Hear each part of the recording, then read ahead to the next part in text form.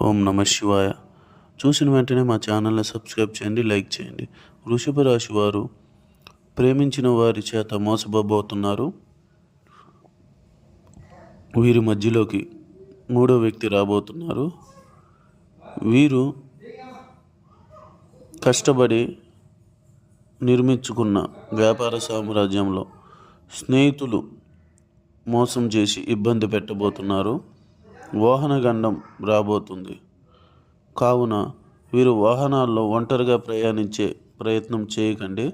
గతంలో జరిగిన శత్రుపీడ అంటే గతంలో జరిగిన బంధువుల్లో కానీ స్నేహితుల్లో కానీ ఘర్షణలు ఇప్పుడు వీరికి సమస్యలాగా మారబోతుంది. చేప కింద నీరులాగా పాకబోతుంది.